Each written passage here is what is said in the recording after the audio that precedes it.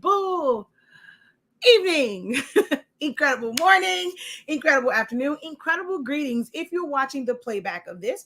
But if you are watching this in real time, incredible evening, creative entrepreneurs. How are you guys doing? All of my lovely creators. All right, let's make sure that my audio is on the right one. It is. So hello, everyone. How you guys doing? it is our first live Q&A. It's Wednesday, so y'all know Wednesdays are my days where I normally do like my Q&A. That's my dedicated day to do Q&As. We did a few other videos like earlier today, so wanted to still come back and do the live Q&A portion for it. If you missed the video earlier, I actually just did another recording because when Zion Imani came here into the office, because he even had to get something, he saw it and he was so excited. Oh, I want to do my letters. And so I see my mom is watching. First thing he said is, I'm gonna beat grandma. So he will probably, if you're home, he will probably come there to do his letters and numbers to beat you, because that's the first thing he said when he did this one. I don't know why he didn't take this one with him, but look, see his little handwriting on his letter. So he was super excited because this is a new one. This one has the M through U basically on this one. We have one more to do, but I have to put his last name on, well, our last name on the back so you can practice his last name. And I think I'm gonna also probably put his birthday on it so you can just practice a different set of numbers. So I have to do that one since they're normally double-sided, but he was super excited. So it works for the kiddos. They will be excited to do it, especially if you do like my mom did and you make it like a game. And she was like, I'm going to beat you. I'm going to beat you. And so he associated that, even though she was not here, he associated playing this and doing this as a game with beating his grandmother to trace out the letter. So it works. But if you didn't see the video earlier today, I did this live. I showed you guys how to use it with the laminate, and I have another video coming out. It's just going to be kind of a voiceover. I told you guys about using a hot knife or like a hot wand. So this is my styrofoam cutter. It's basically just a hot wand. And I did this one.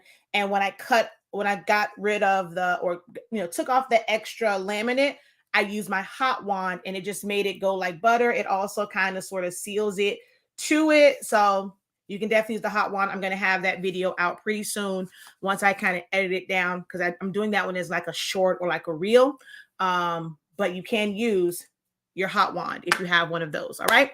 So we are going to do our first live Q&A session of 2020 365. All right. So make sure you guys engage, ask your questions. All right. If you are watching from within a Facebook group and you want to share, you kind of share your creative journey with like your friends, or, you just want to make sure they don't miss the live video. If they're in the group, you can tag them so they can come into the group and I can see their questions. But if they're not in our group, or you just simply want to share, you cannot share from the live video that is within the group. You have to do it from our regular page. Okay. So you're going to have to go either to my profile, Shakia Lavelle, or you're going to have to go to my Facebook page and share it from there if you want to share it out. Okay. But you cannot do it from the groups. You're not going to see a share button in the groups. Okay. All right, so got that housekeeping out of the way. Like I said, this is our first Q&A. Everything from sublimation, cameos, designing, business, marketing, whatever you can think of. Let's make the first one a great one. So make sure you guys go ahead, start typing out those questions. You don't have to wait for me to finish a question before you post yours. I do scroll up to go and see if I've missed any questions. So go ahead and just post your questions early to make sure that I can get to them, because I will have a cutoff time for this one. I don't want this to be a super, super long video. I need to get home and finish my sides for my dinner. It's kind of late. I'm hoping my husband will do it since he knew that I was doing a live, but if not, I have to do it. And we're going to eat late because MJ is at basketball practice, doesn't get home until 9 o'clock. So it's going to be a late dinner for us. So not going to stay here too long. I can get you guys to go ahead and double tap over here on TikTok, hit that share button. Even if you just hit copy link, it definitely helps with pushing out the video as well. So if you guys can just hit that share button, that will be greatly appreciated. Tap that screen, double tap that screen to get the likes up. All right. Um, she says, I'm loving the 2023-65, always on brand. Exactly. Y'all know how I am about brand. I have been waiting for this year. I'm like, look, it just works with the brand. 2023-65. Yes, yes, yes. So glad you picked up on that, my love.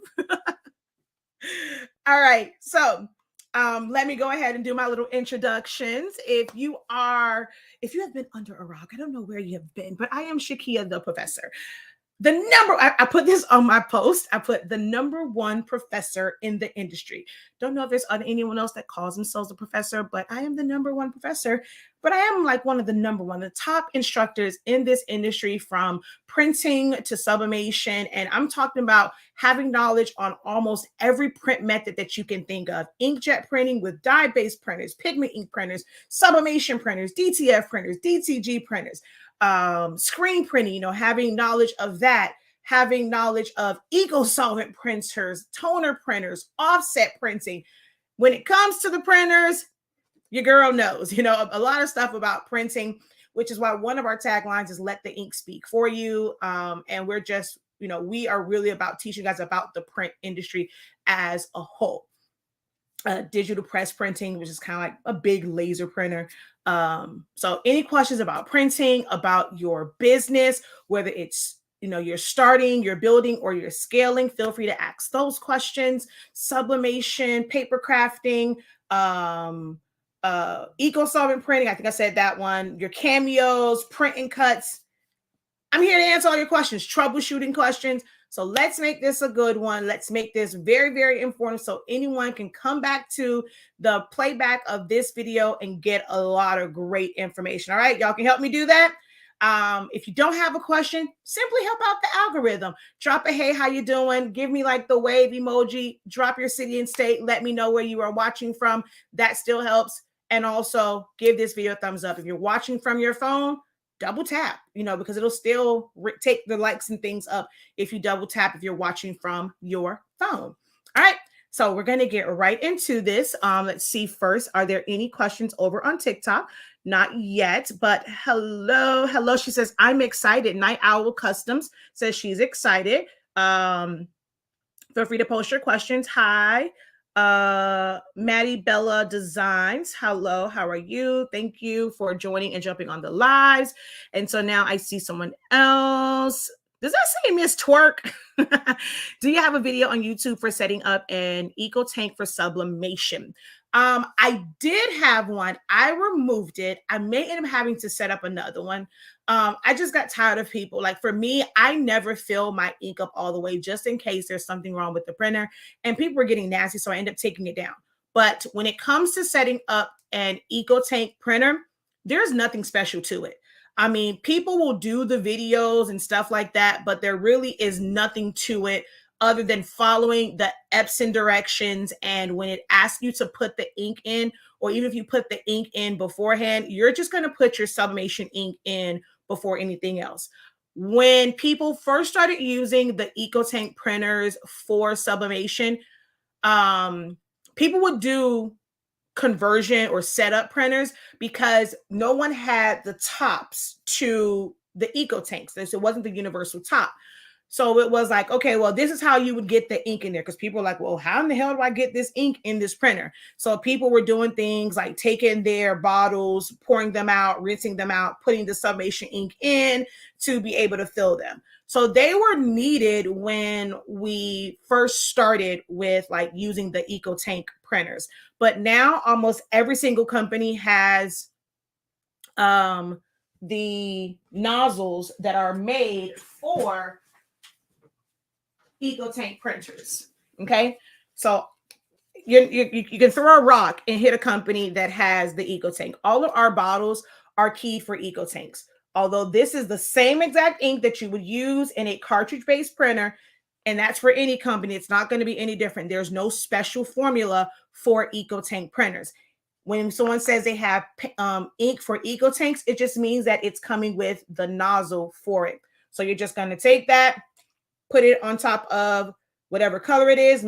These are universal, so they're not like the actual Epson ones, and people have made a mistake and put the wrong color in.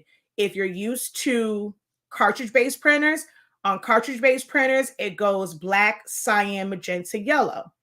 Well, on the EcoTank printers, it goes black, yellow, magenta, cyan. So some people just kind of going by like setting up their old printer, mistakenly put it on there. Because with these, it's universal. Now, if you're using the actual Epson ones, you can't mix it up because it's keyed for it, but these are universal keys. So just be careful with that. The one thing with it is set up your drivers first. And as you're clicking through, it's going to say, hold down the question mark, but you cannot hold that question mark down until your ink, your Honestly Speaking Sublimation ink is in there. And once you do that, it's going to charge it and you're done. Like that's all it is to the setup. You just follow the Epson steps. Just put your Honestly Speaking Sublimation ink in there when it asks for the ink. Don't put the Epson ink in. And then as far as print settings, I use the same print settings. It doesn't matter which printer I'm printing from. I use the exact same print settings. So my video on print settings, even though it's like a year old, 2 years old, it still applies to the print settings. Okay. Happy New Year. Hello, KPD Designs. How are you? All right, so over here, let's see who is on Incredible Evening from Miami to Houston. Hey, how you doing? Hello, Dawn, how are you? Thank you for joining, Miss McGee. How art thou? Miss D, how are you from Jersey? Michelle. So truly Sharon says, make sure you ask all the questions you want. Hello, thank you for joining me this evening. Hey, Jamila. And thank you for the pound. You guys remember that from last year, that being one of our official emojis is just kind of, dap everybody up. Miss Pat, hello. Incredible evening. Hello. And okay, so I'm trying to go through the hellos before I get to the 2 questions or 3 questions that I see over here right now. Okay, boom, I see another one. Boom, hello. Okay, so let's scroll back up. First question that we have over here on Facebook Facebook, because we're streaming on Facebook and YouTube. When I put my cutting mat in my Cameo straight at a certain part, it keeps getting crooked. Any suggestions?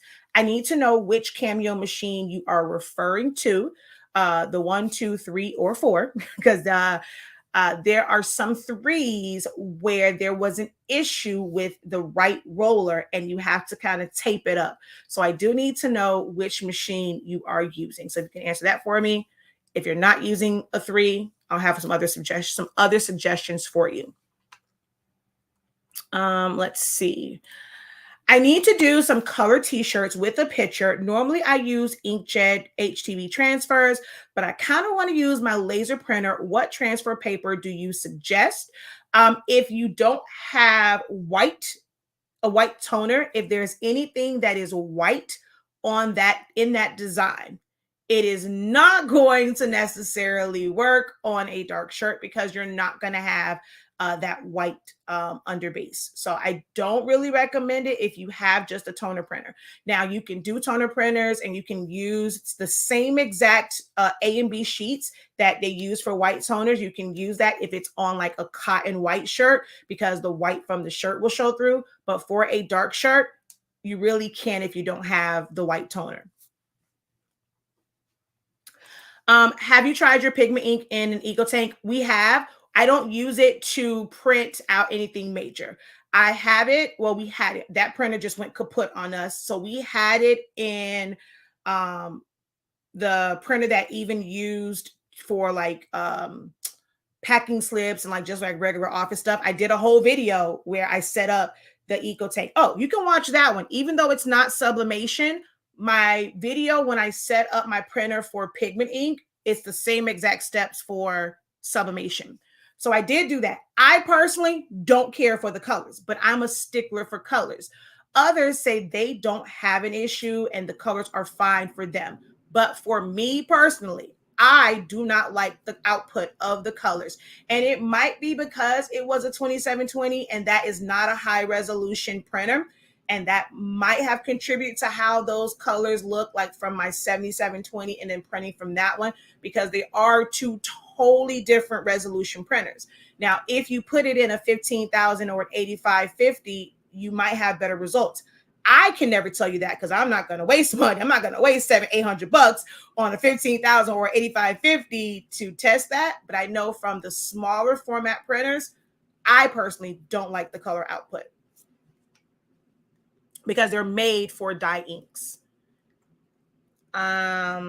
Okay, I'm going to come to the question that I see over here because I've answered that one so many times. So I'll do a quick little rundown. You can watch my other videos about printers for sublimation specifically. So I don't want to kind of get too deep into that, but I'll give you a quick rundown. So I'm going to answer this one, then I'm going to come over here. I'm new to crafting, but I was really into paper flowers. Do you have videos on creating flower SVGs or petals? Not a video on creating them from scratch. If you are someone that wants to kind of make your own shapes, what I would recommend is cutting out a small version, like either like from an 8.5 by 11 sheet of paper, preferably a colored sheet of paper. So you're going to create your own designs. You're going to put that on your printer scanner. Hopefully you have a printer that has a scan bed. So all of the Epson Eco Tanks have it. The Workforces have it except for like the 7210, 7310. So any printer that has a scan bed on it, you want to just put that down. You're going to scan it.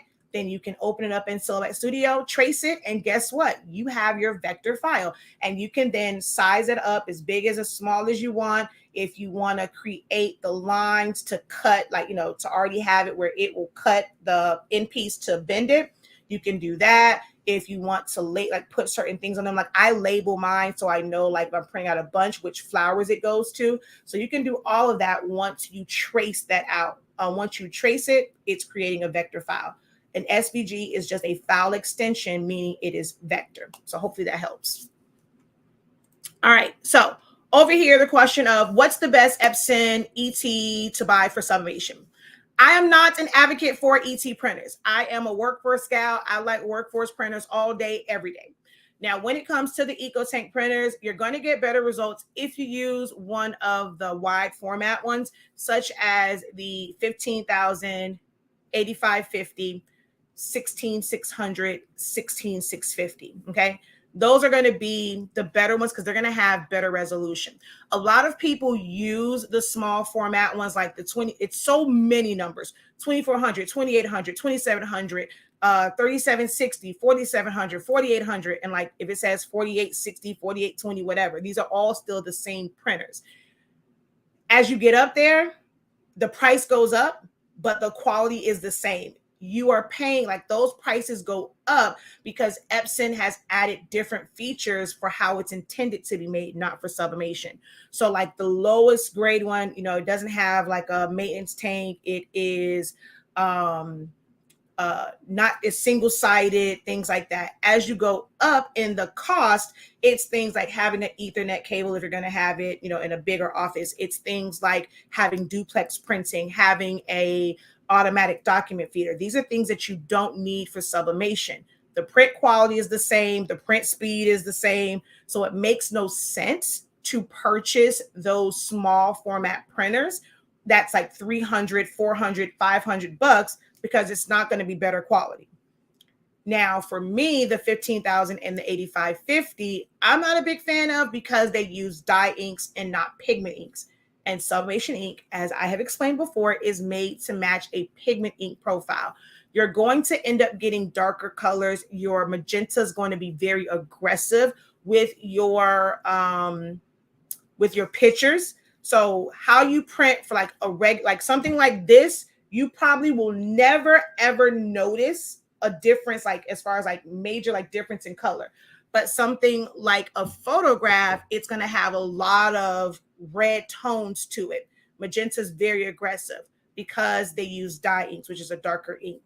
Now, if you want to spend a little bit of money, the 16600, again, 16600, and the 16650, whichever one you can find in store. Those are eco tanks, they're super tanks, and they use pigment ink.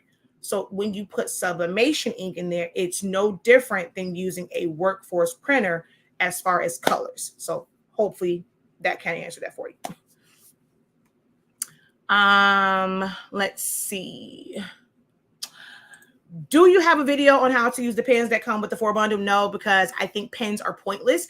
The way pens work, it just doesn't outline. I'm really trying to figure out what would be the true benefit of a pen, other than maybe like, you know, if I'm doing like a 3D, like something with 3D, and I'm kind of like going to use it to mark if it's just straight lines. But when it comes like to regular text, it's just going to only do the outline. If you want to fill it in, you have to do a bunch of internal offsets. And that's just going to take more time just going in, and it's not going to be perfect. It's not going to blend. You might as well print it out. So I am one where I don't really see the benefit, don't see the purpose of using the pens. So I don't have any videos for the pens.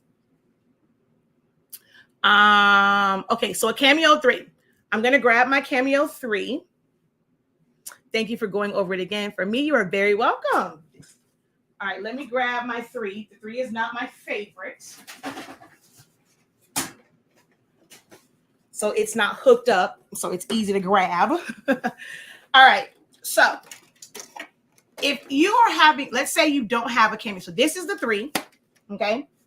Let me see something. I think on my YouTube, if you don't know which one you have, I want to say on my YouTube at the top, I have a picture of, hold on. Okay, so let's go to my channel, and I think, okay, yeah.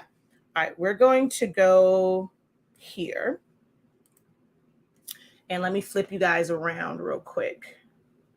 Ooh, child. Okay. Ooh, actually, no, that's perfect right there. Okay, if you don't know the machines and which ones are which, let me tilt you guys down so the comments aren't in the way. This is what the Cameo 1 looks like.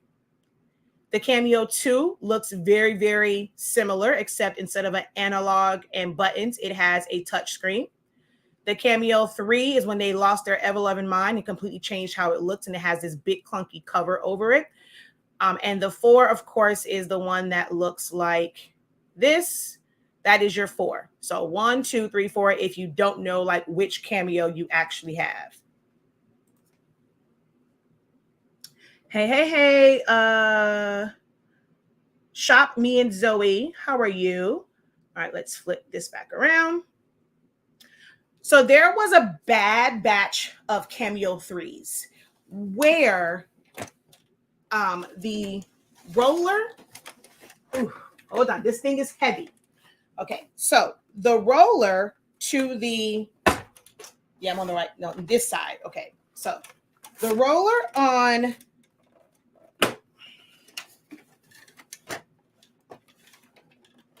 this side, okay, so this one right here, there was an issue with it where it would constantly come loose.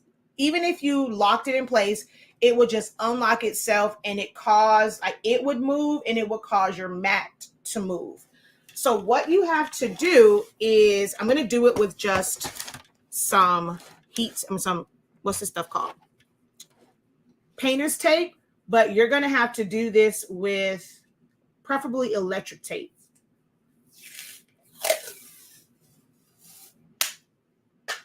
All right, let's see. You guys are going to be easy because I just have to tilt you down like this. Now, y'all, it's going to be a little bit harder to do y'all. Shoot. Okay, no. Lord have mercy. I'm going to try and hold this up so all parties can see. Okay. So what you're going to do is, of course, drop the lever to raise it. If yours is unlocking, if yours is not unlocking, I'm going to tell you what you probably have wrong. Well, I'm going to tell you actually now. If yours is not an issue of it moving, it's probably shifting because you have your roller on this mark. This mark is for when you have no mat. So if you're just loading your vinyl, if you're loading pretty much vinyl HTV adhesive, this is where you would put that too so that it can grip the edge. If you're using a mat, it needs to be here. If you have it here, your mat can shift around because it's not supporting the end. All right. So this roller, if you're using a mat, needs to be on any Cameo machine. It needs to be at the last notch. If it's at the last notch and it's simply unlocking, you're going to lift it up. You're going to put your tape underneath it a little bit. Okay. So I'm going to put it under there to start it. And I'm going to lock my roller. You have to do this with the machine off. You're going to rest it on my shoulder. You can actually do it from anywhere, from any of the bars. So you're going to roll this and try to make sure that it stays over the lock, which mine is shifting right now. So I'm going to roll it back.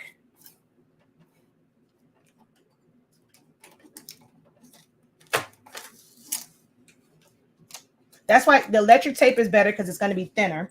And you want to also have a straight edge when you start. My edge is not really straight. So I'm going to try and get this at a better angle under here and close it.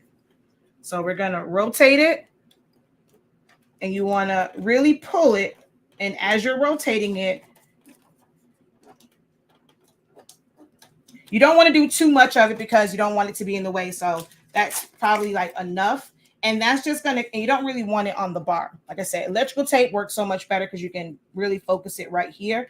And that's going to keep it locked in place. You may have to change that tape quite often, but that's a Silhouette issue. They did not recall those machines when they knew they had an issue with them. I'm very, very grateful that I have a version that does not have that issue, but that was a big issue with the 3s. So if it's here and it's unlocking and sliding, this is what you do. All right. This sucker's heavy for no freaking reason.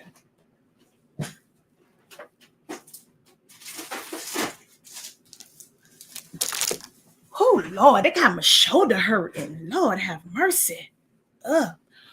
Will you be doing more rolling videos? There's really nothing to it, y'all. I mean, I will probably go in there, but there's really nothing to it. The videos that I've shown, it's like that's really the extent of it.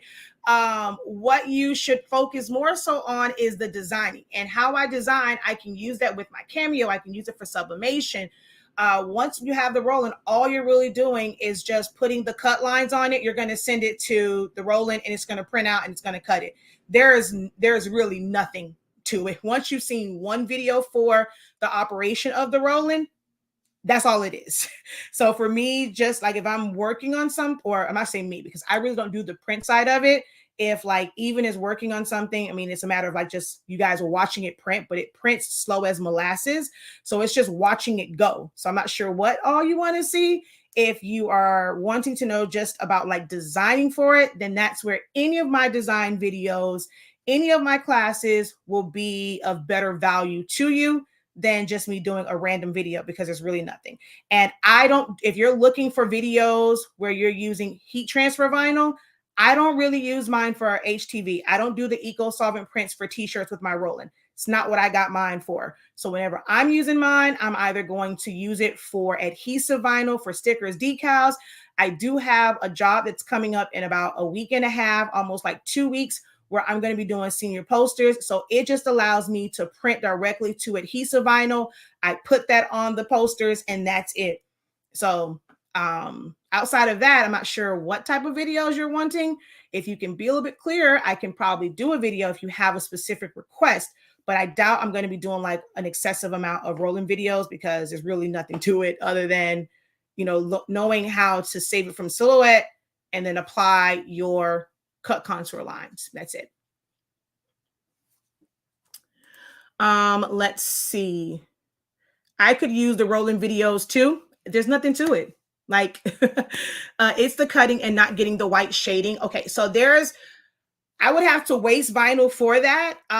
So what you have to do, all that money we paid for the roll-ins, they're not calibrated.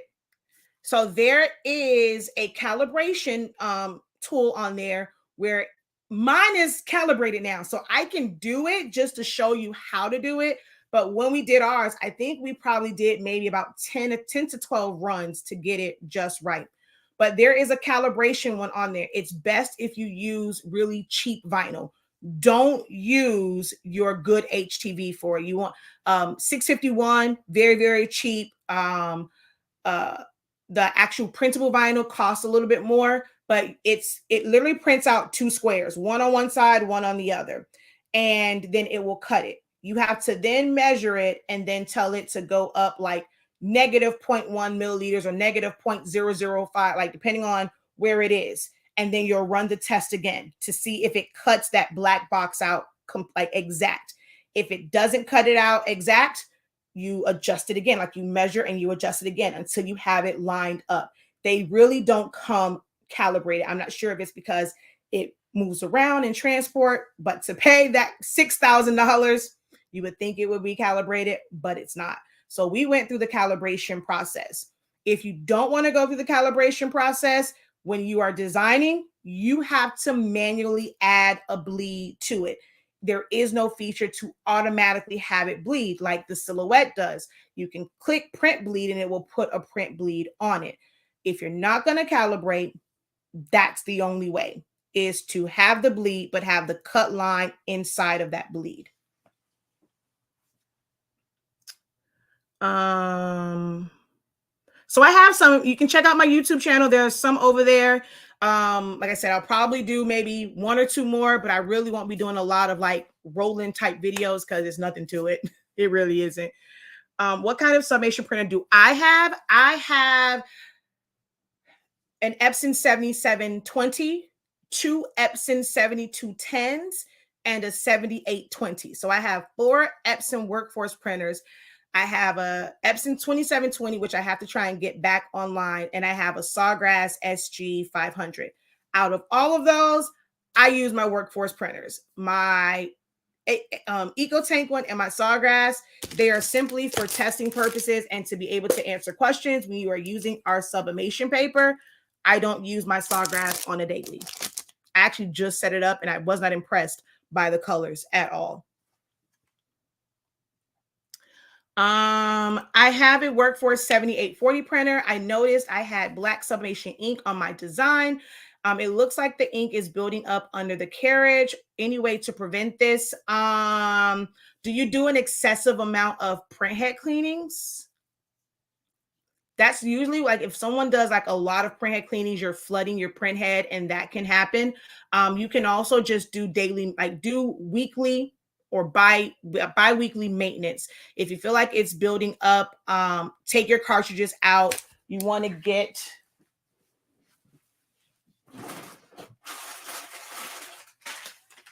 these and you want to clean around it. You can take the cleaning solution and put it in your capping station. These are things that we have to do with the rolling. That'll probably be the only, like one of the only other things that I do as far as rolling videos is go through the actual maintenance process for the rolling. So they only give you a few. Had to order these from Amazon. You have to go and move it over. You have to clean the print head. You got to clean the capping station, clean all the wipers. So I do the same, even before I got my rolling, I do the same thing with my printers as well. I clean the inside. So maintenance of your printers definitely helps eliminate some of these like excessive ink issues. Hello, Stitching Studio. Let's see. Hello, what are the cons of using an EcoTank versus an Epson Workforce printer? Y'all got a lot of printer questions today. So for me, one of the biggest cons is the fact that with EcoTank printers, Epson deliberately made them they're a higher price. So you're going to pay way more, especially if you're converting it, for a feature that you're not using, which is the 2 years of like ink. So they're saying that their ink will last that long, whatever, you know, and you're not using that. And that's really what you're paying for. You're not getting free ink.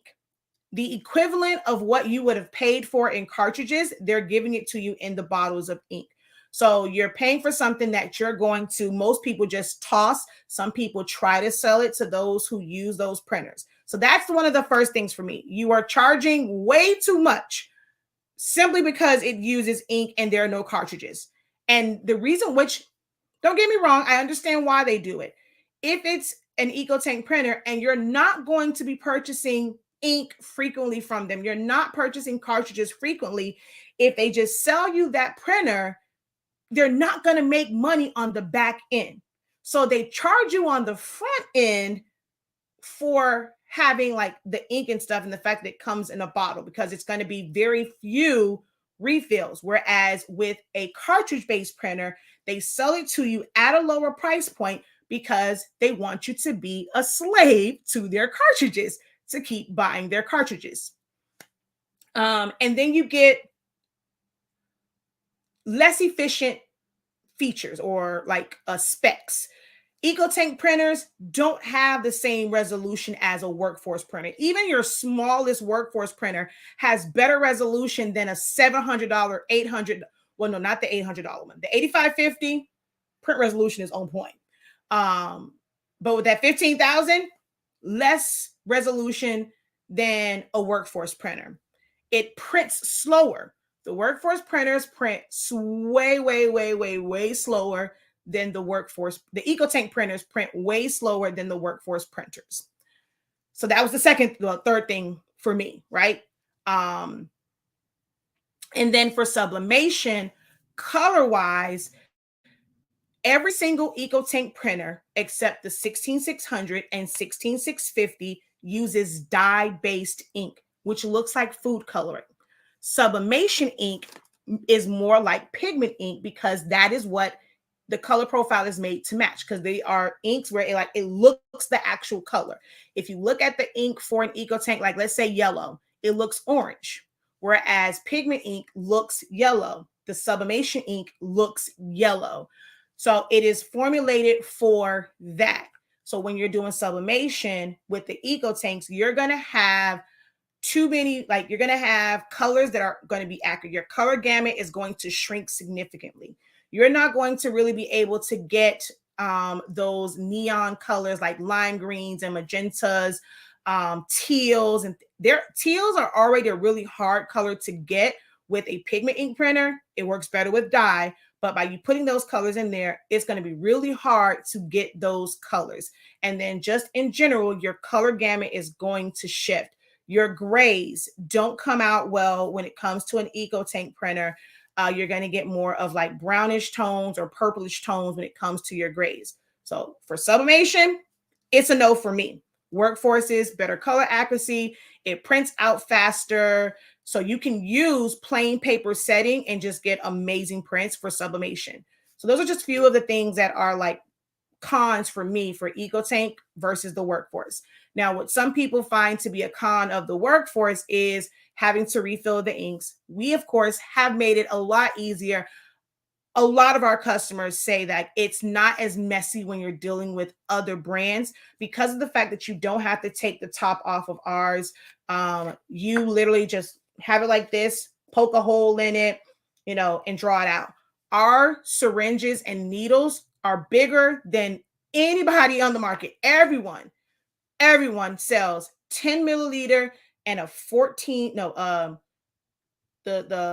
think theirs is like a 20 some odd gauge needle. It's very thin. So drawing the ink out, it can be hard to draw it out. We have, or it's the other way around. Yeah, we have a 14 gauge needle and we have 20 milliliter and 30 milliliter syringes.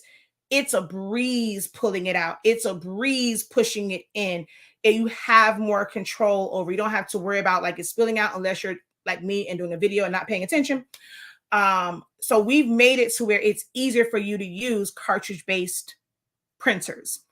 The old ones, you are able to like reset. So some people found a con of the workforces to be like, of course the ink will run out. Sometimes they can't tell when it runs out because the supply level and the ink level don't match. And it will stop in the middle of a print because of the chips. But if you have a chip resetter for the old school, not an issue. Just if you do it once a week, or if you do it once every 2 weeks, just take them all out, reset them, and then go. Depends on how much you print. Well, with the newer ones, there are no reset options. You simply have to buy replacement chips. And a lot of people don't like this part of the newer workforces. So that's the cons of the workforce printer. So you just have to choose which pros and cons outweigh the other for you to choose your printer.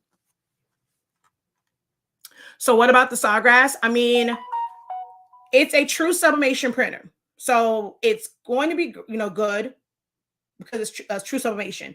When I did regular prints, like let's say if I was to do something like this, it came out great because I did a vector image when I did my 10-day designing class. One of the things that we designed in there, I printed it out. It was amazing.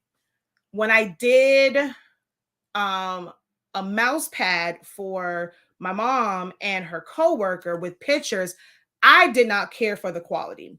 Like the skyline from the Epson, it was much richer than the Sawgrass. Like, so for me, the colors were muted and my grandmother's skin had more of like a greenish tone. There's a lot of print settings. So for Sawgrass, it's really knowing which print setting to use for what you are about to print, whether it's a photograph or if it's just a regular image, and what you're about to put it on.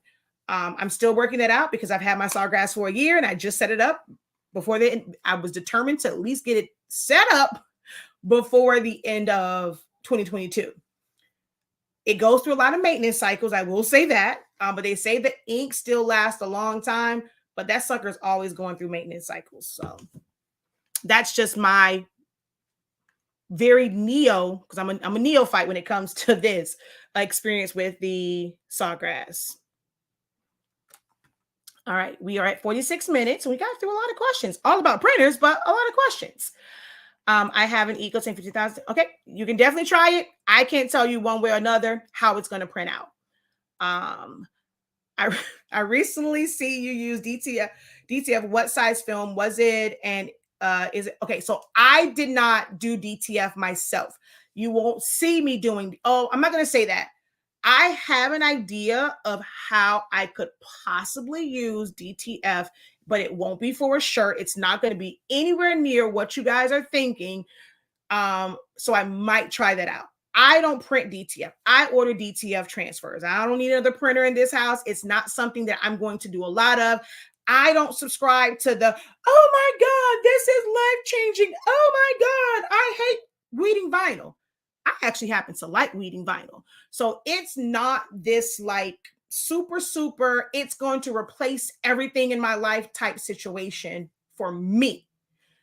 If I need them, I'll order transfers. And that's what I did. So this was a transfer. They print on a roll-to-roll true DTF machine. So they can do prints up to 22 inches wide and they price it in 1 yard increments. So when I got this, I'm not sure if you guys saw when I did these shirts, I did these on live. They, it was on a big roll and I had to, like me and even before the video, had to go in and cut it down. So I do not do DTF in-house. I don't subscribe to using the hack. With the hack, you're not going to get white on the back. The powder, it says white, but it is not white. Once it cures, it is clear. You still cannot use the DTF hack on dark colored shirts. You must use true DTF. Okay. So I don't have a preferred brand because I don't do it. She says, my cameo definitely came from that batch, but your hack helped. Because I've told that hack many years ago.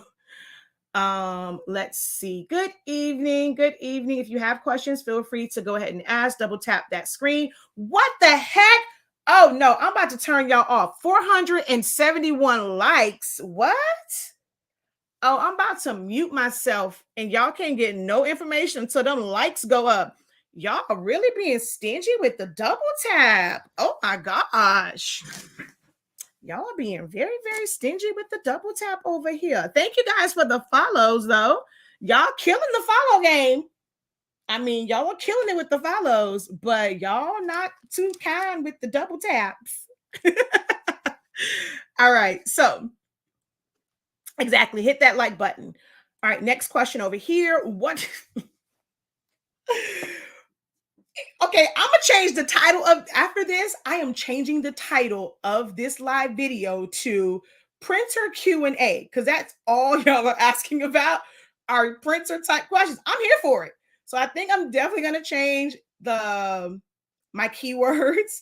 I'm gonna change the hashtags and I'm gonna change the title of this to printer Q&A, because that's all y'all asking.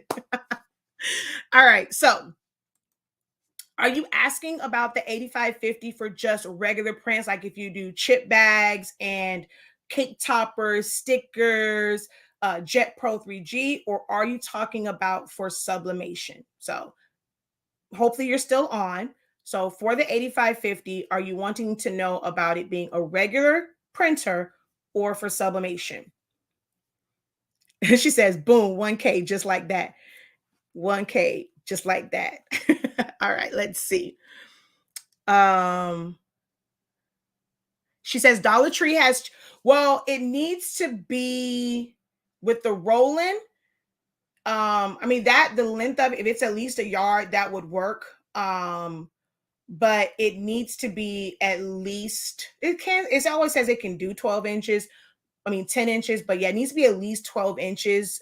Preferably like if you get the, like just a regular 651 and it's a little bit wider, but with the roll-in, you want to be able to have more. Actually, I don't even know if it, to be honest, I've never tried it. I will put my small roll on there and see if you can do the calibration on a small roll.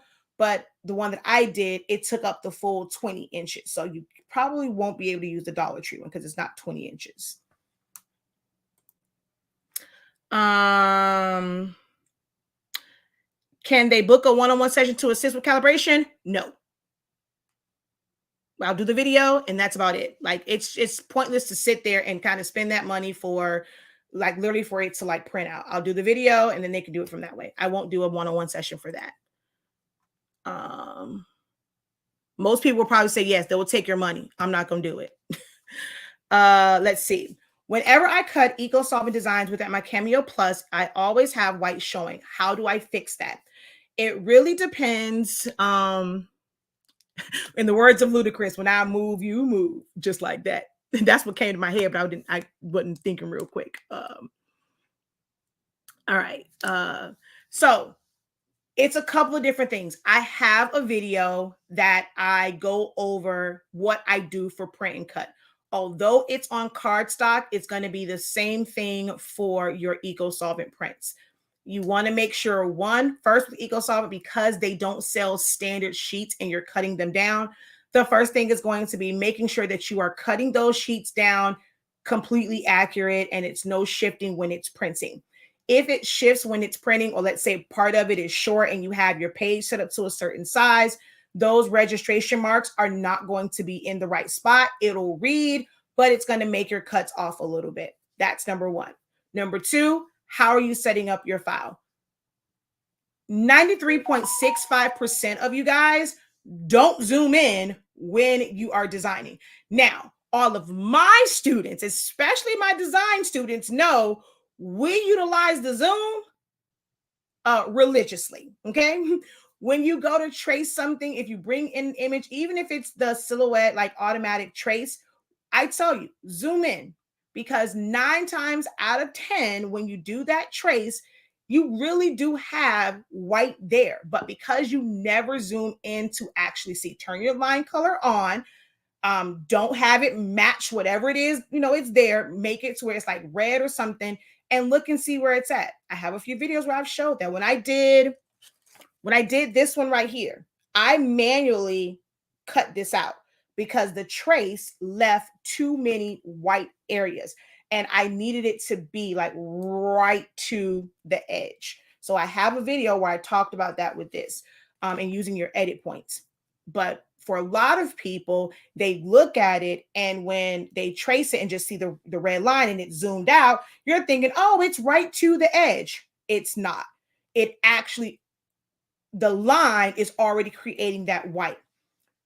If it's a PNG, you may not notice it because, of course, with the PNG, it's transparent. So you're not thinking about the fact that you're going to print onto a white media. And once it cuts off, it's not going to be transparent like it is on your computer. It's going to give you the white of that media. So that's the second thing, zooming in and making sure that you're right on the line. If you're not, you're going to have to either use your internal offset and crop, or you're going to have to use your edit points to get right up to that line. So that's number two. Number 3 is simply where you are putting your print on your mat. I don't use silhouette mats because I just think they're flimsy, they're thin, they get on my last nerve. But even if I'm using a silhouette mat for print and cut, I do it the same way I do my Cricut mats. And somebody, i.e. my mother, came in my office, which I appreciate you though. Thank you so much for cleaning the office. I really do appreciate it. But I don't know where the mat is I had open. Did you put it under here with everything else? I had a mat that was open. Oh, my bad. She put it under here. I guess she saw where I had everything else and she put it under here for me. Thank you, Mother. And Shawnee Hush. Don't be talking about something. Don't do Mama Sharon, because I know that comment coming. Shawnee Hush. You always an advocate for Mama Sharon.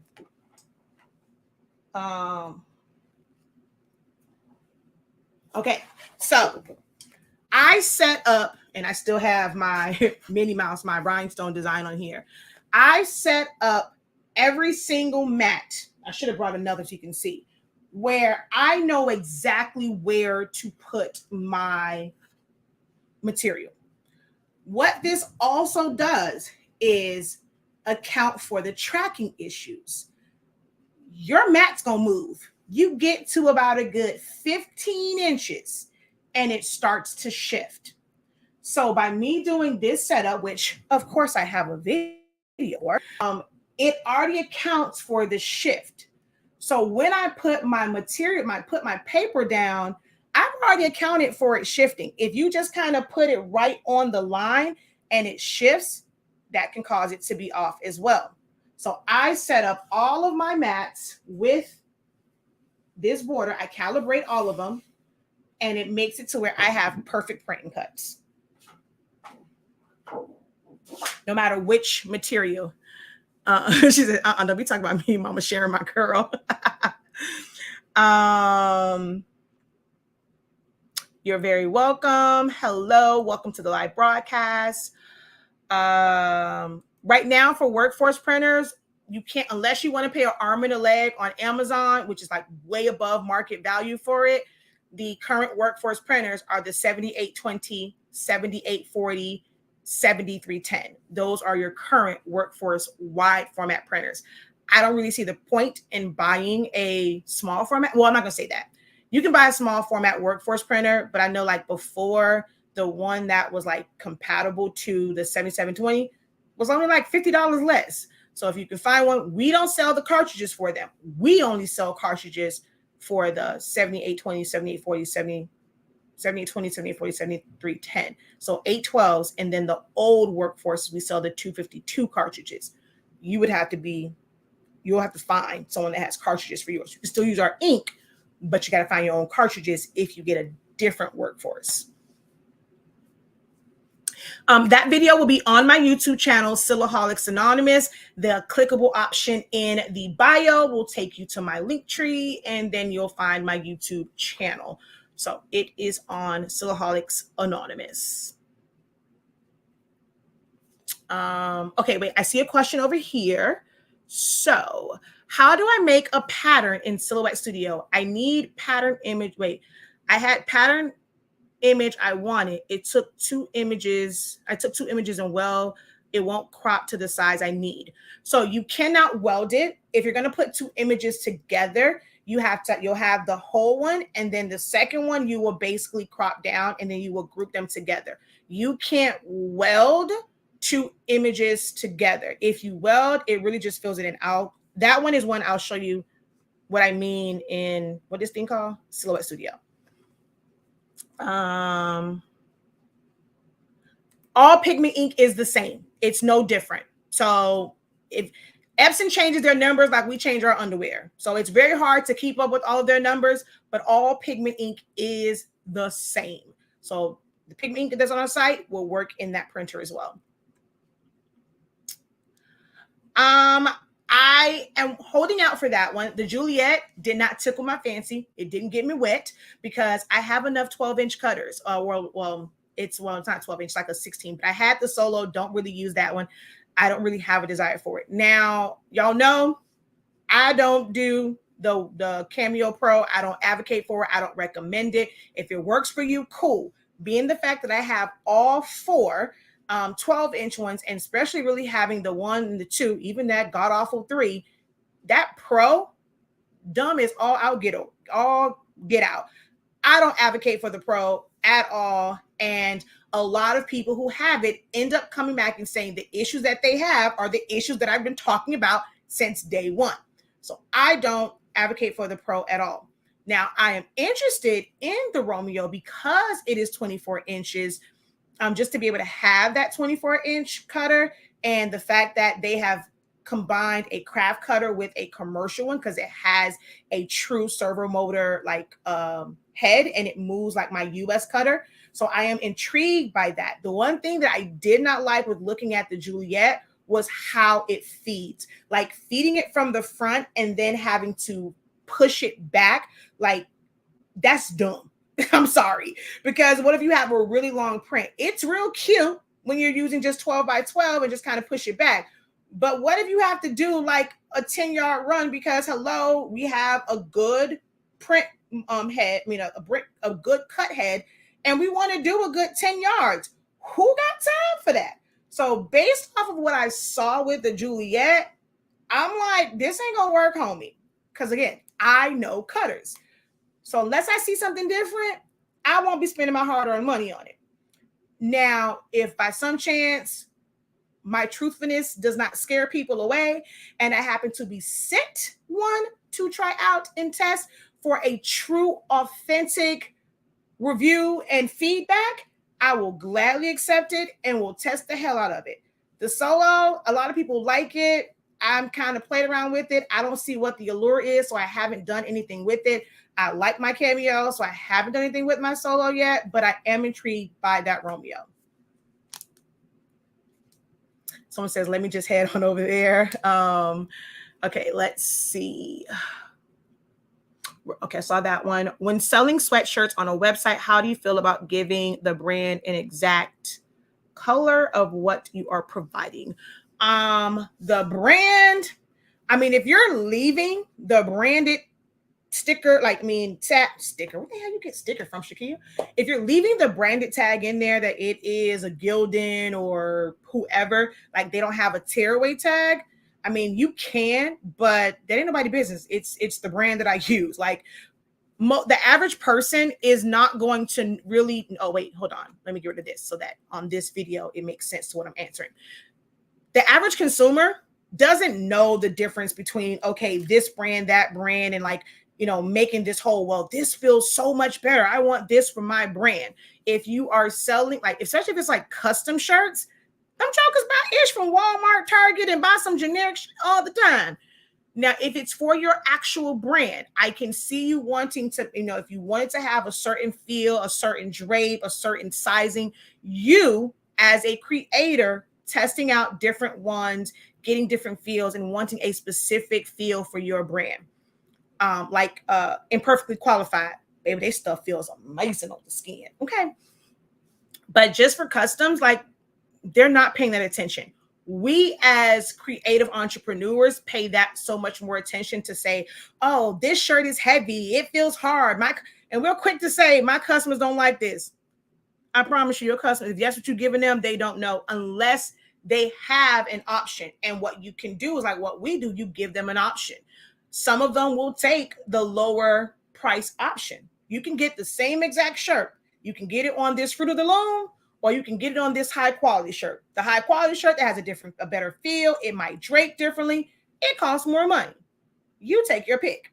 That's the only time where I'm going to recommend either whether you put the brand of it or just calling it like a economy versus a quality or like a different verbiage for that, where you'll have that. Now, colors, red is red from a couple different companies, but the tone is definitely different. So unless they have like a specific color. Now, the color code, hell no. I ain't telling you, like, if it's like on there and it says like whatever their model number or like product number is, no. But it's red, it's blue, it's purple. Like, what the heck? Shoot. So that's just me. I can't, if you feel like you should, but for me, I ain't doing it. Get somebody else to do it.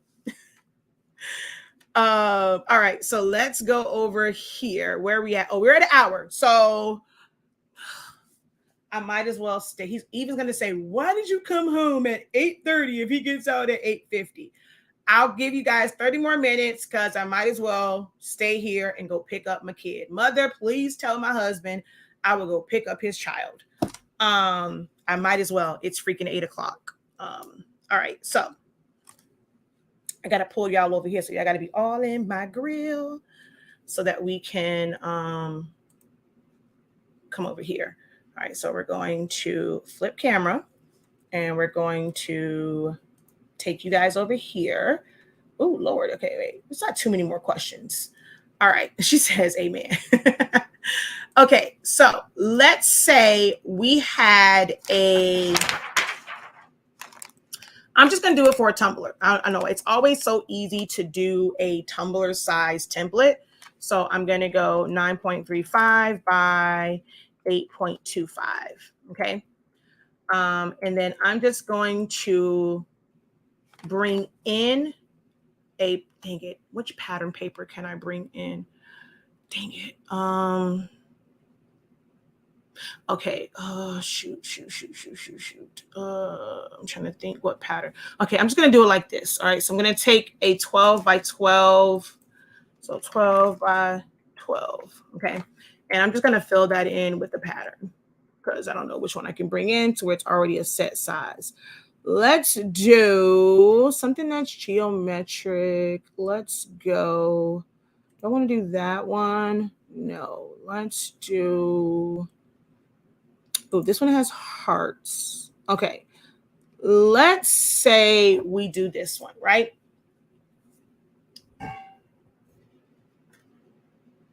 Okay. And we're wanting to fill it in to this tumbler template. We're working on Valentine's Day stuff. So of course, as we go and we put this here, if we shrink it down to the height, we are left with a gap. Okay. Now there's a couple of different ways that you can do this.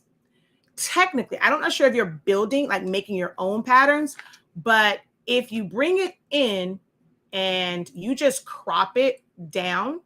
So hold on. Let's go here and we're going to crop it. So I'm going to take this, place it here. I'm going to send it to the back and I'm just going to place it behind it, right? Yes, the hearts on here are now smaller, but I'm going to show you about that. This was created as a seamless pattern. If it is indeed a seamless pattern where they created it in, because Illustrator has this option for creating seamless patterns, and it was done to where they put it on the end of it, and once it reaches the end, it copies it, so it's seamless. Some patterns are not seamless. So if it is, you're going to just put it behind it, and you're going to modify and crop.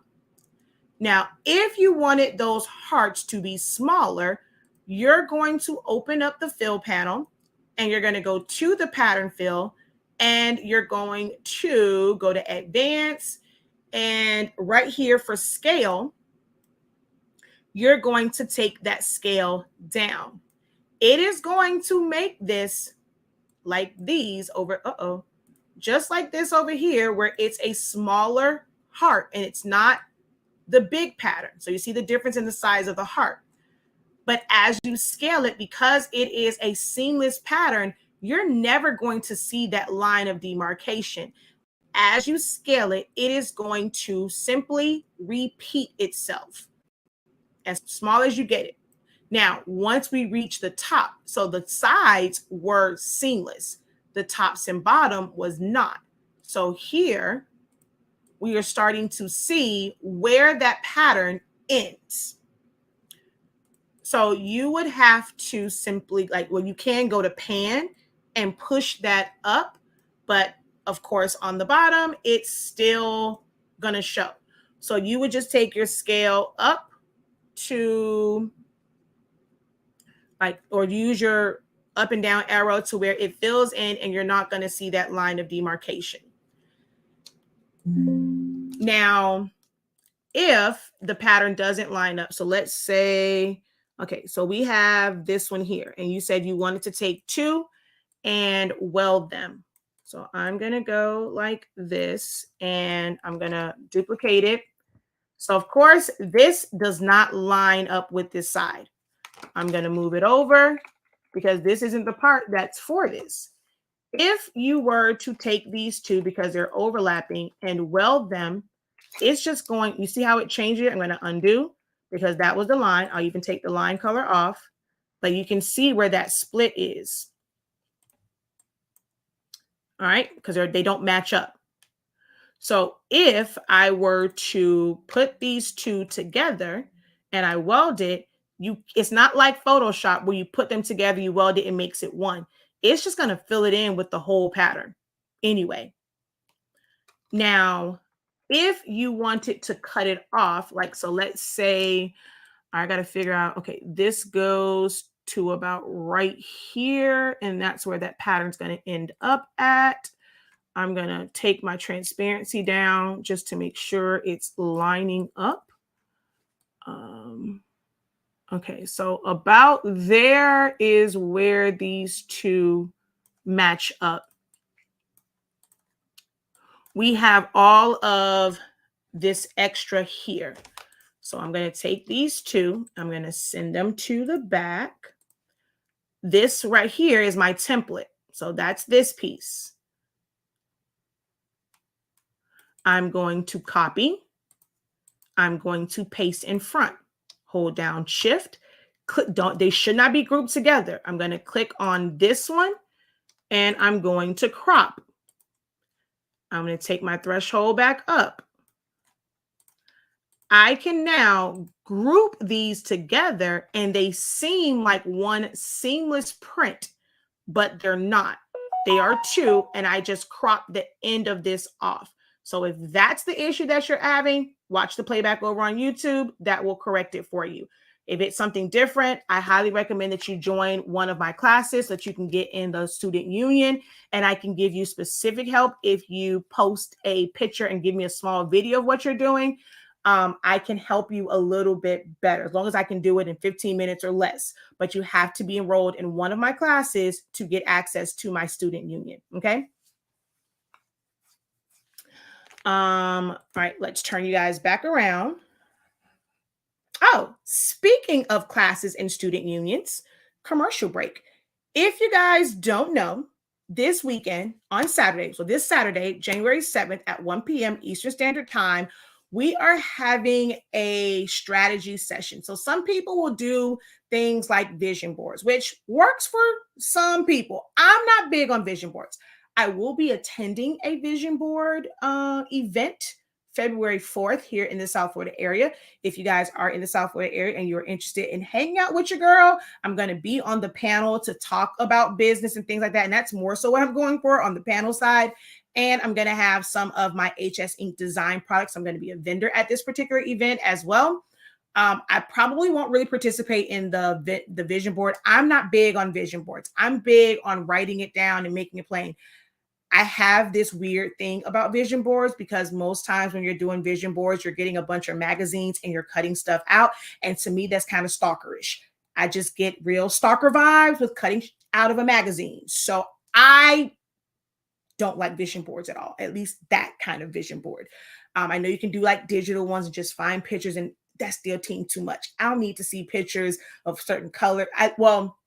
For business, I like vision boards for when I was doing event planning and doing basically mood boards and kind of my color scheme and planning certain things out. I've done it for that, but just for plans for my life and vision, and, or people say, put it on there that you want to visit Dubai or go somewhere and, put it on, it was on your, I don't do all that. That ain't for me, but I do like to write things down, write the vision and make it plain. That is what I like to do. I have several journals for personal, for business, writing down my thoughts, my feelings, my hopes, my dreams, my aspirations. I'm big on writing. I think that it is imperative to anyone that's starting a business to understand what it is that you want to do in business. It is important she's laughing at me. It's important to write it down. The problem is, and go ahead, y'all know how I do 365, give me a number 3. If you do not prioritize time to actually write out your plan. You just want to go into business. Okay, I know I want the vinyl. I need the vinyl. I'm going to, work on doing orders, but you have no real direction. You started this and 2 years ago, 3 years ago, and you still don't have any real direction. You can't even celebrate your wins because you don't know what the goal is. If that is you, go ahead and put a 3. That you have no direction and no vision for your business because you have not prioritized time to sit down and write it out, even if it's just ideas. So what I wanted to do was kind of force you to prioritize some time, but also give tips and helps. I don't have my notebook. I actually left it home, but I showed it yesterday. Sitting down time, really thinking about things that you should be planning on, stuff that you probably don't think about, marketing, how you're going to post to social media. What are your plans as far as sales to reach the goal to get that new embroidery machine? You're working with a single head. Well, how are you going to get to that multi-head or multi-needle? How are you going to get to that multi-head? What's your game plan? What type of marketing strategies? How often do you want to post to social media? How often do you want to create new products or like work on designing? How often do you want to run sales? Things like that. If you're not planning those things out, you are truly setting yourself up for failure. So you're not going to be able to do everything in this one session. We'll see how this goes. Maybe we will have some follow-up planning sessions. But this coming Saturday is a time for you guys to prioritize some time for you as a business owner. We're going to go through some clarity, tips and things and some strategies and planning. And then we're going to spend 30 minutes. I'll be there and be on. I'm going to write down some ideas. I'll probably throw on some tunes. Maybe or maybe not, because y'all might get distracted. Y'all might be like me and a good song come on. You want to get your twerk on. But I'll probably, so it's not dead, put on some music, but I'll always be there to answer any questions. But I want you guys to at least dedicate 30 minutes of that Saturday session to write out these ideas. So we're going to go through some things that you should consider. When I'm going through, there are probably things that you never thought about writing down and making a plan for. And then we're going to start that plan. I'm going to show you, share with you some of my tips on organizing just ideas and how I block stuff off, and then use another page. We're going to go over, if you want to do it while you're on with us, I use these tabs. So in my notebook, I put these tabs. I count out, let's say 20 pages. I'll put a tab. If I need more, I need more, and start another notebook or just create right on another tab. But I'll probably go 20, 25 pages, and I put a tab on it, and I just kind of stagger them. So we're going to go through that and setting it up, labeling them. What should you label? What should be to the forefront, and getting an idea of how you want to organize just even your notebook. So we're going to go through all of that on Saturday. Go and get you some of these. I have different colors because I have different notebooks, and I wanted to coordinate my tabs with my notebook. I have a notebook that has these metallic tones, and then I have one that's just like this, and then you have this style as well.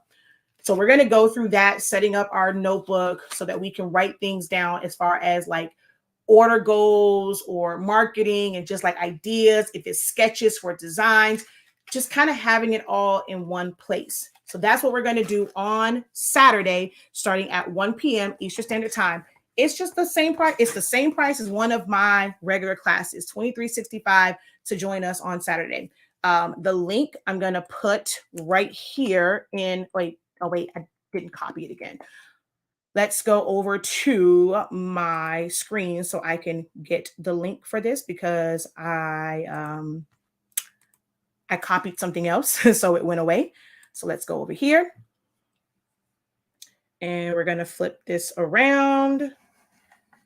So on the website, I'm going to get my big head off of here. You scroll down, it's what's the plan? So what's the plan? If you don't have a plan, you plan to fail. Okay. So we are going to meet 1 p.m. Eastern Standard Time and start our plan. 2365. It will give you access to my student union, although there's some other great classes that you may want, but you're going to go sign up for this. You're going to get the Zoom link over on our Academy page, and it's just going to be your jump start. And depending on how this goes, like I said, if we need to schedule some other sessions, we will do those, like to help you finalize those plans. But this really will get you going and get you started. And I have great ideas and tips, even things that I don't use, right? I'm great at helping people develop plans based off of their lifestyle. For me, I live in organized chaos. I have a lot of that's always on my brain. So if you're like me, you might be able to follow, as they would say, my particular blueprint. It also depends on where you are in your entrepreneurship journey. The plans and how you will plan things out as a beginner is going to be different than somebody who's a little bit seasoned, somebody who has multiple machines. What can you do if you have one printer, one machine, one heat press? How can you effectively plan and know and not overwork yourself, not be overwhelmed with the number of orders and all you have is one machine, but still set a realistic goal for what you can do with those single machines? If you have a little bit more, if you're like somebody who told me I've spent $15,000 on every single machine that you can think of. So I have a lot of stuff. I've bought all this stuff. I don't know what the hell to do with it. I don't know if I should sell it or use it. Then that's, if you are somebody that's like me, I'm married, I have 2 young children. I'm not privileged like some others who have kids that are like, they're like, oh, I got 2 kids too. I got 7 kids. I got 5 kids. I got 12 kids, but they're all grown. So they're not responsible. They're not major responsibilities for you. Even if they grown and live in your house, that still ain't your responsibility like that.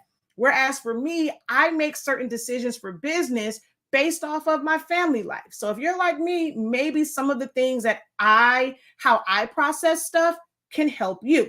But I'm also great at, if that's not your scenario, giving tips and strategies and providing clarity for what you can do and ideas that you can use to set your goal. So join us on Saturday, 1 p.m. Eastern Standard Time. 2365 is a very small investment. People are charging way more than that. And it's a really, really small investment to get the ball rolling on setting your plan for this year. We want to have this year be better than last year. You had all these plans that you did not implement. Writing it down and being realistic is going to help you actually implement these plans and not them just be in your head. Okay. So that's that. So go on the website, shop.hsink365.com. I'm going to paste the direct link. I can't do it on Ticketed Talk, but I can do it over here on StreamYard for Facebook and YouTubers. So I'm going to post that there. If it doesn't show up in your comment section, it's because it says can't post comments in some destinations. Just head over to shop.hsink365.com, and that's where you're going to be able to find that.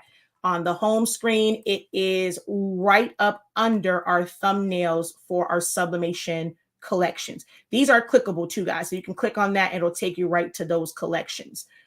Click the HS Ink to go back home, and it's right up under there. Okay. So that is our commercial. All right. And I normally do a full-on commercial voice, but if y'all can't tell, I'm tired. How much time we have? All right. Almost time to go get the little one. All right. Let's see. Any other questions over here? Nope. All right. So let's go back to the questions on this side. Don't be talking about Mama Professor.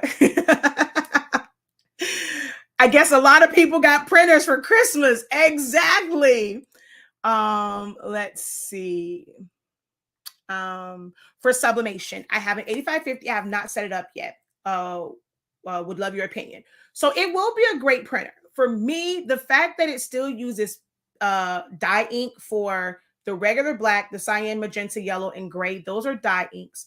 So you're going to still have the same exact issues as you would with the 15,000 or the 2,700 or the 2,800. Same color issues. A lot of people think, oh, having 6 colors gives you better results. Not true. Your gray does not affect your other colors at all. So you're not going to get better reds by having the gray. You're not at all, because that's still a dark color. If that gray mixes in with anything else, it's going to be a dark color. So that really helps more so because it's a photo printer. It would make black and white photos 1,000 times better if you were just using it as a regular printer. So those really light shaded areas would be true grays instead of a lower opacity of black. So for real photos and for grays, it will give you better grays. But with sublimation, you really don't need that gray. I'm not sure if she's on, but I actually have quite a few people who, before the gray even came out, they just put the ink in the black reservoirs, cyanogen yellow, never did gray. Colors still come out the same because the gray is only going to print when you have gray in your design. So it's not super, super important to have gray. We do sell the gray sublimation ink. There is no such thing as photo black sublimation ink. Hear me and hear me well. There is no such thing as photo black sublimation ink. Okay. What photo black ink is pigment ink, water resistant ink. The regular black is dyed, meaning if it was just that and it got wet, it would run.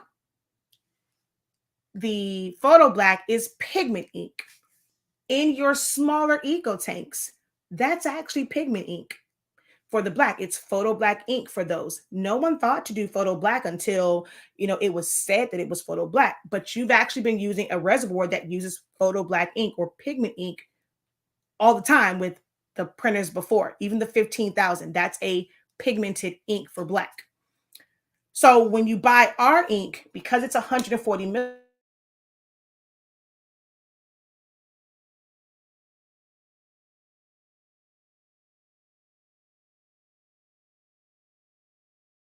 am I frozen? There we go.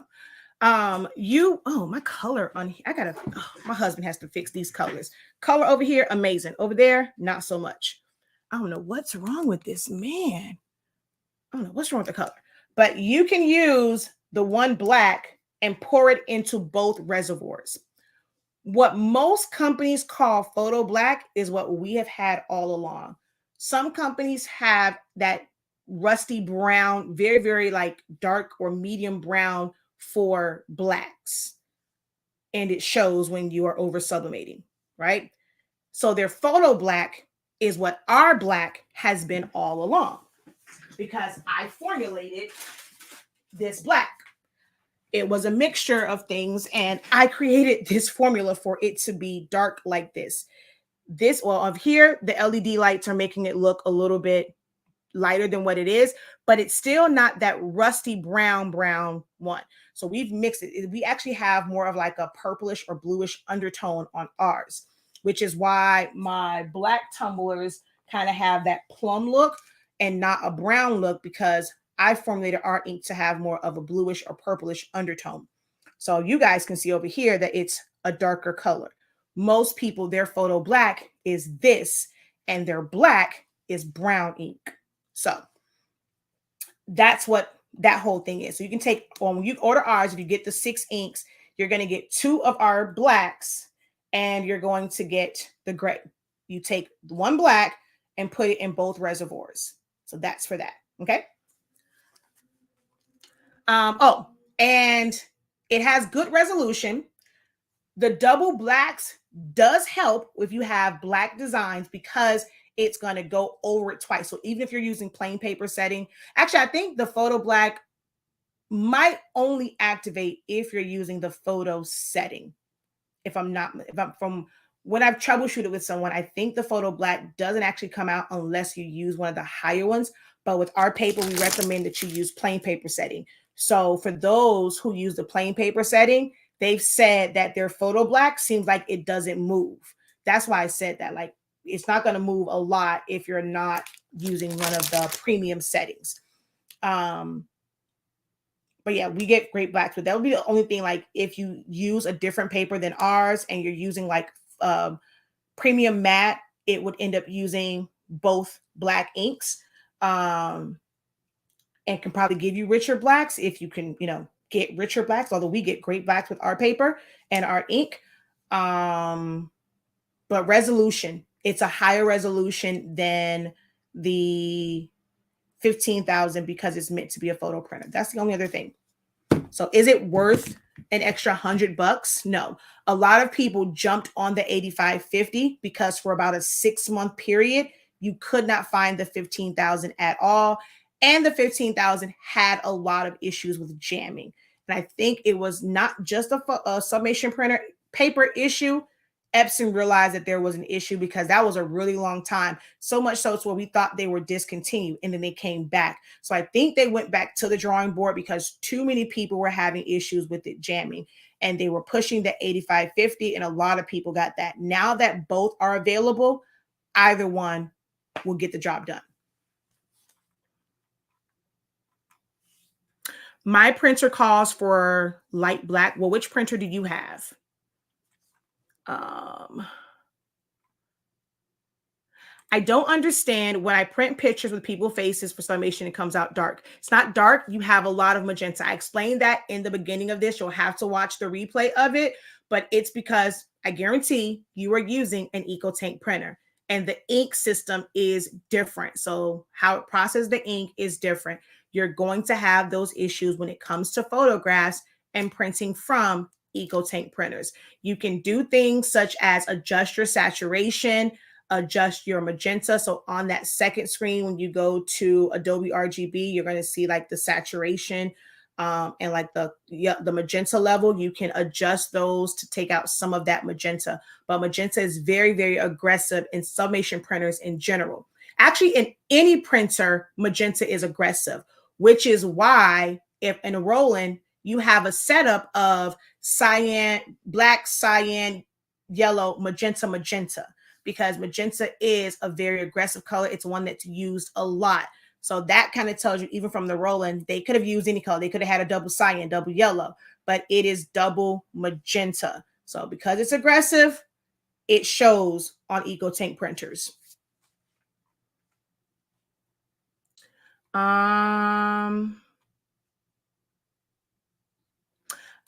Kind of go back to, I'm not sure if you have the Pro or just the 4 or 4 Plus.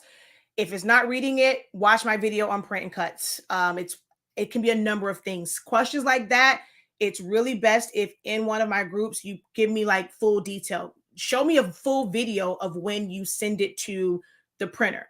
I want to see what your design page is, what your design page setting is, what your print setting is, how you're loading it on the mat, putting it on the machine, loading it. How does it load? Do you have it set to matte or do you have it set to media on the system, but you're on the program, but you're using a matte? It's going to make it where it's going to load in wrong. All of these things can contribute to it not registering at all.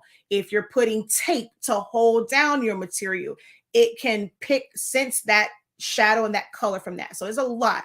That question, best thing to do is the next time you do a print and cut, literally record the entire process and upload it to the group. Okay. Oh, you have an older printer and it includes photo black and light black. Okay. I brought the 3. I hated it. Tried to use it a few times and it just wasn't working. I went back to my Cricut. Well, don't knock Cameos because of the 3. I told y'all the 3 sucks. Get you a 4, girl. Do you cut to your US cutter from Silhouette Studio? No, you cannot.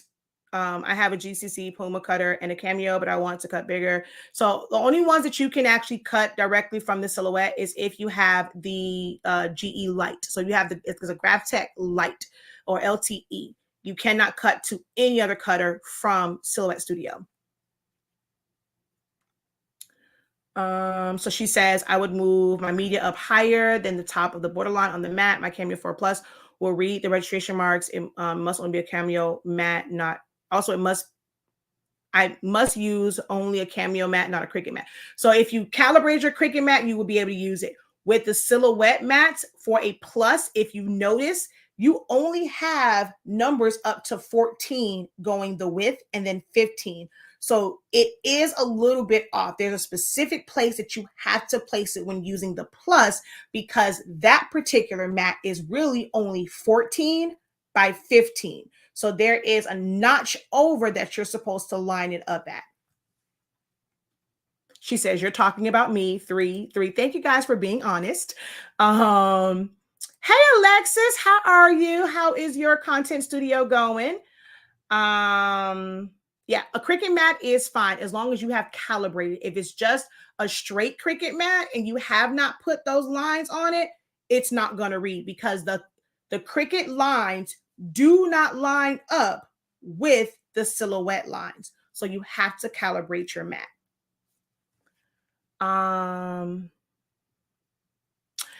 Of course, all of my classes come with a playback, girl. Every single last class I do comes with a playback. Your best friend's baby shower. That is amazing. Tell her congratulations. I wish I could join the class on Saturday, but I have an appointment. I'll probably purchase it and watch the playback. Of course, the playbacks will always be available. I will definitely be in the session on Saturday. I need to get back focused. Yes, Jamila, in 2022, I had big sales, but lost focus. But we also went through some traumatic things in 2022. You and I both. Should I use pigment inks to make stickers? If you have a pigment ink printer, pigment ink is not like it's water resistant. It's not like saying it'll make your prints better if you take your dye-based printer and put pigment ink in it. Dye-based printers actually give you a better color gamut. Colors like the neon, like the magentas and hot pinks and things like that work better with dye-based printers, and you're using dye-based ink. Pigment ink has a smaller color gamut. So you're not necessarily going to get extremely better colors by putting pigment ink in your dye-based printer. But they are great for stickers, especially if they're going to be exposed to water, because the ink is water resistant. If it gets wet, it does not run. Pigment ink also makes it to where you can use just regular inkjet sticker paper, and you don't necessarily have to use the straight up waterproof. You can just use regular glossy paper. It doesn't have to be waterproof sticker paper, because the ink is water resistant. If you were to put dye on those, it will bleed, or you would have to get the waterproof stickers. You are very welcome. Okay. So gotta go. Okay, wait. So this is the last one that I will answer, because I got to go pick up the little one. Last time I was 15 minutes late. So I just get so many mixed answers. YouTube is not my friend. Asking the differences in ink for stickers. Okay, so that was the same person. So yeah, that's your answer for that. You can use either. If you want to make sure that it is going to not run and you're not using waterproof. So for glossy, it's not so bad, but let's say for matte, if you are someone that runs a sticker business and you want to sell matte stickers, there are waterproof ones, but they're more expensive. If you have pigment ink, you are able to use regular matte. I'll just say, for instance, Uline. Uline has a regular sticker, sticker sheets, and they have a waterproof one. You can get the regular sticker paper and use it with pigment ink, and it will never run. If you put dye ink on those regular sticker sheets, if it ever gets wet, it will run. But if you get the waterproof, doesn't matter which ink you use. And the only other difference will be colors and the color gamut. So if you do a lot of neonish type colors, hot pinks, unless you're going to use a color code, you may want to use a dye-based printer, but you still can get those colors with a pigment ink printer. You just have to use a color chart.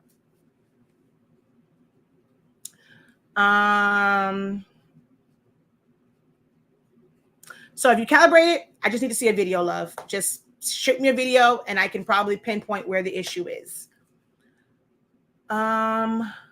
So on Saturday, it's a class, but not really a class. It is a clarity and strategy planning session, and it's trying to force you guys to prioritize time to write down your ideas so that you can develop a plan.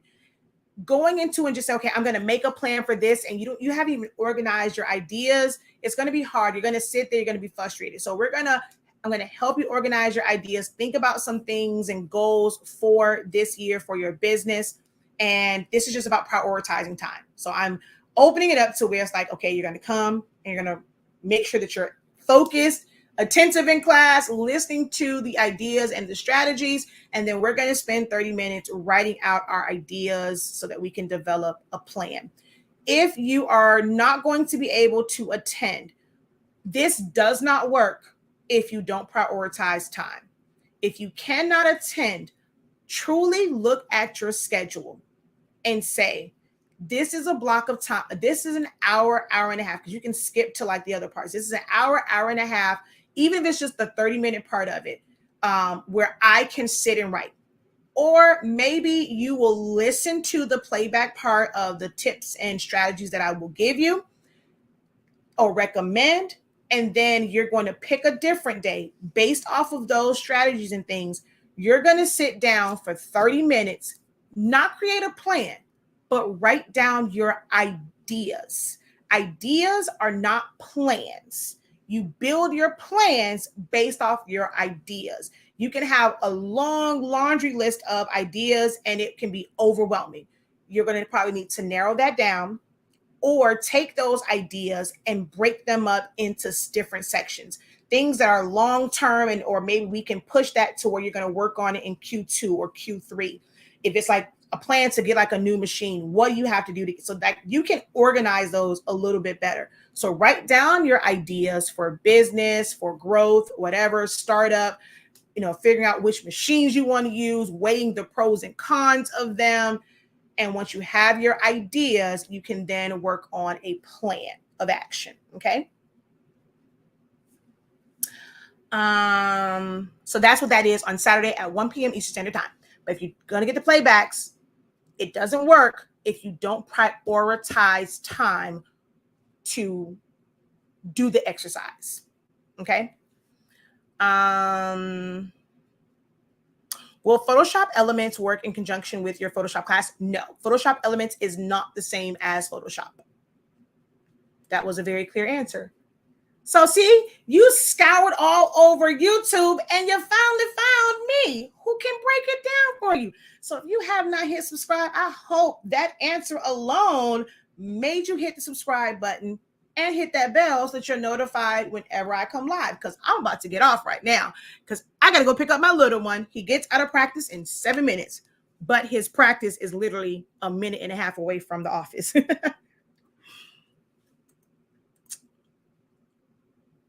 Such wise words. Thank you. All right, y'all, where I am. She says, whoop, and on TikTok. Yes, see?